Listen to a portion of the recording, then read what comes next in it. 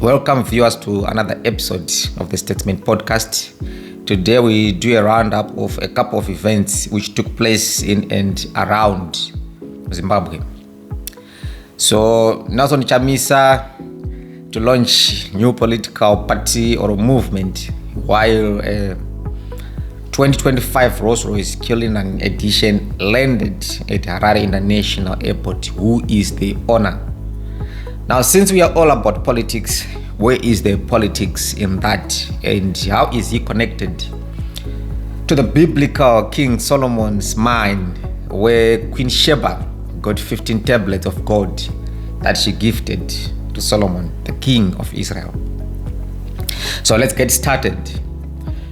In January 2024, Nelson Chamisa resigned from the CCC, Citizen Coalition for Change, alleging that the ruling party, ZANU-PF, had infiltrated and hijacked his organization.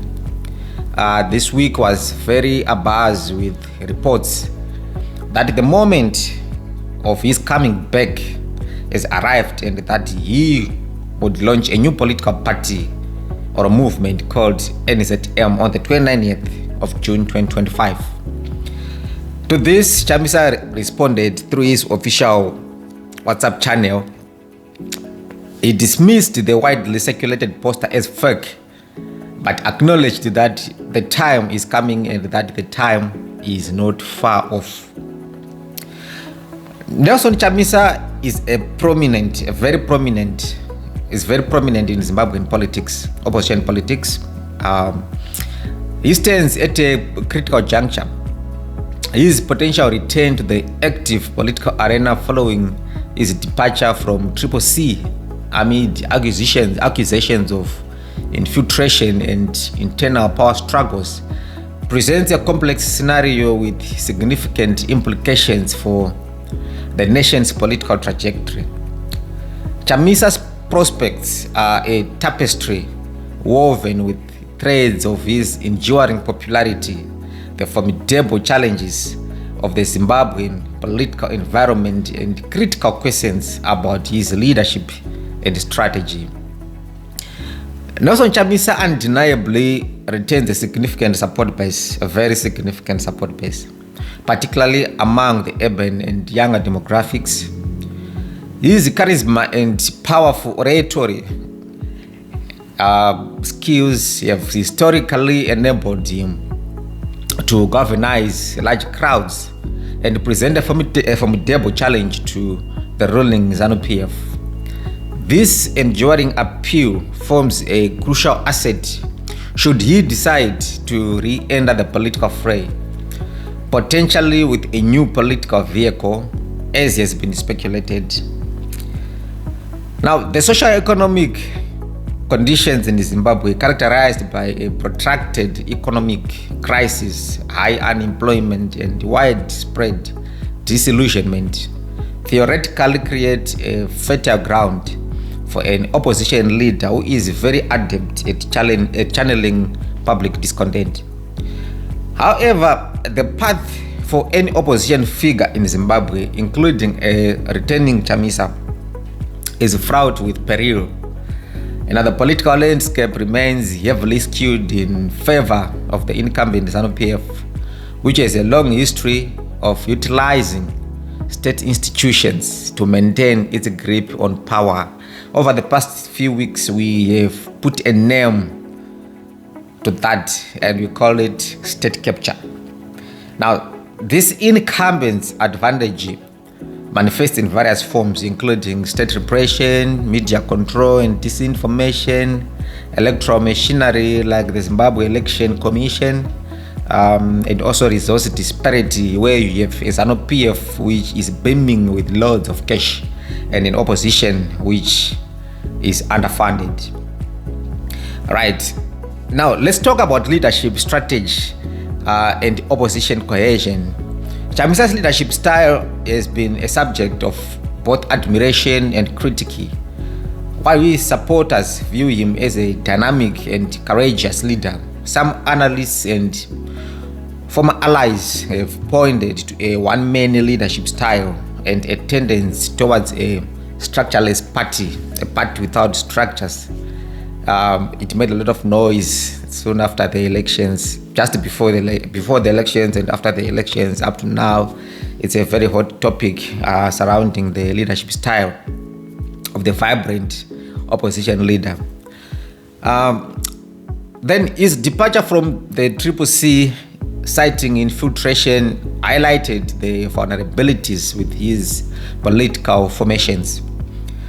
For a successful return, several strategic considerations are very much paramount to Nelson Chamisa and his close circle.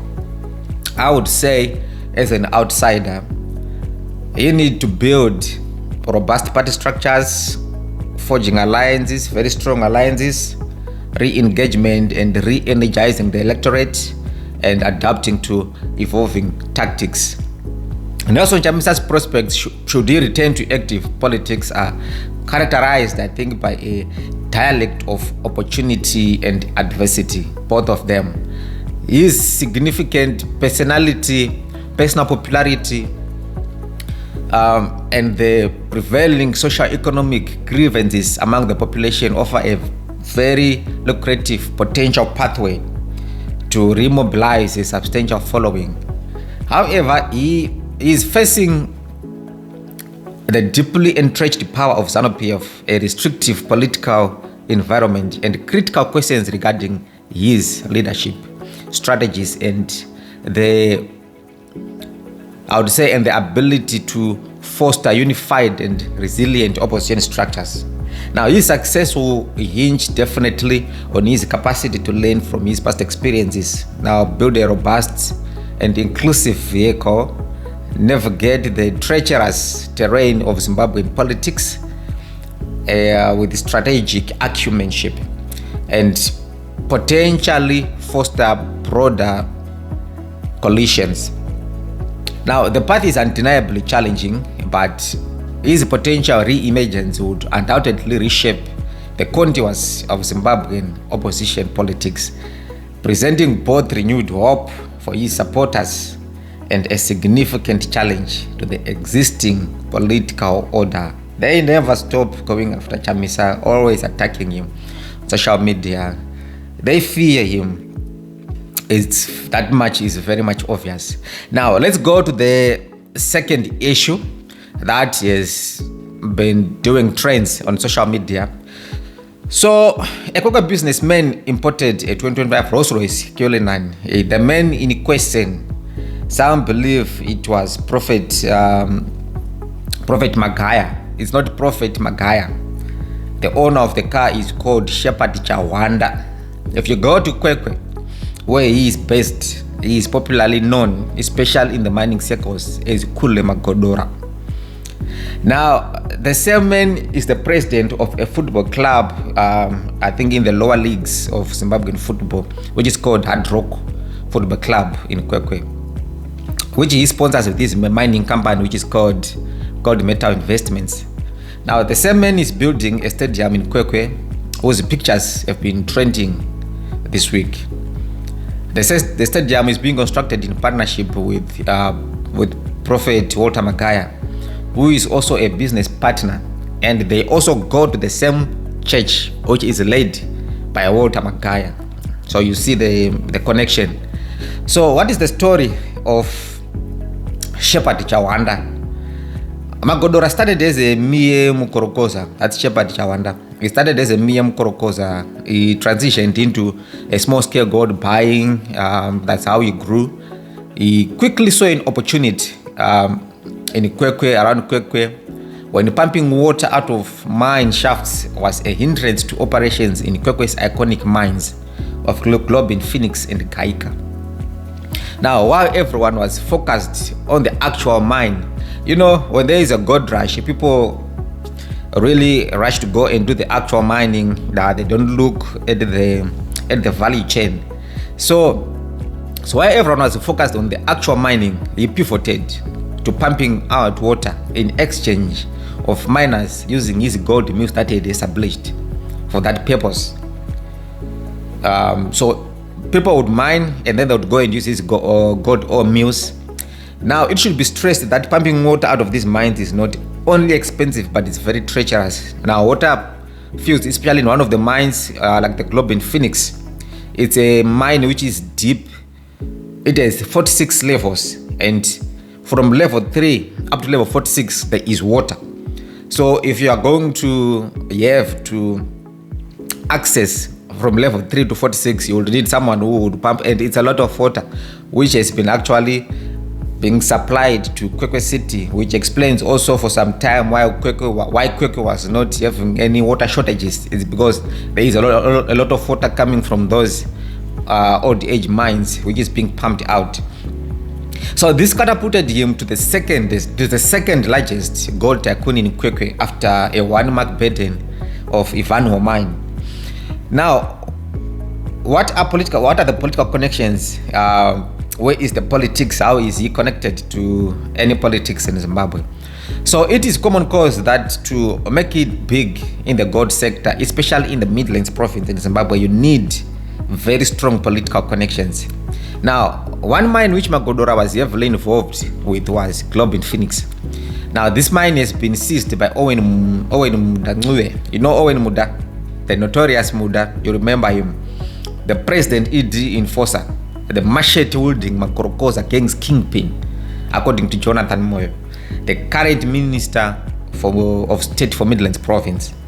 So while Magodora milled much of the ore, Muda took some of the ore to his own mill and 40% from a minimum of at least 5 grams from every mining syndicate. Now, the runner of Muda was Energy Dalangwe, a cousin of his, who is a former aspiring Kwekwe Central Member of Parliament. Now, the mine Chawanda and Muda cooperated one is the famous Globe in Phoenix mine, which was invaded by Muda. Globe in Phoenix mine once produced the world's richest gold ore. You got it right, the world's richest gold ore. It is just outside Kwekwe CBD, was originally known as King Solomon's mine, and the biblical affair where the Queen of Sheba took 450 tablets of gold, which she took to Jerusalem's King Solomon. Hence the nicknames Jewelers Shop, Lousy with gold, and Too Rich to be Mined. Now, the longest tunnel in that mine, just to a brief description, in that mine, which runs underneath the CBD of Kwekwe, is 43 kilometers long and 873 meters deep. Now, this depth is just level 26 and 27 in a mine which reaches up to level 46. Now, the Globe in Phoenix mine became one of Zimbabwe's, then Rhodesia's, largest and most profitable gold producer.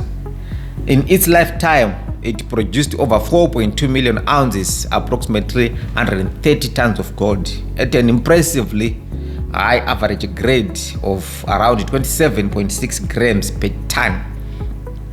So in 2007, the mine was shut down by the Environmental Management Agency, or your EMA, for failing to meet certain conditions and due to safety concerns, particularly as some tunnels ran under nearby schools, posing a risk of collapse. While the mine was officially closed, but on the ground, Owen Muda was running things. Shepherd Chawanda's financial muscle and mining skills made it possible through pumping out water, sponsoring miners, and providing mine safety personnel. So ongoing interest and potential of the mine is still alive despite its former closure. The legacy of the Globe and Phoenix and the remaining gold deposits have continued to attract interest.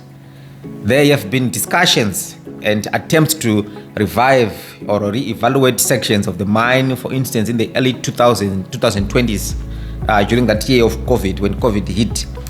Kovimba Mining House, a state-linked entity, I'm sure we all know Kovimba by now, it expressed interest in acquiring the mine. That brings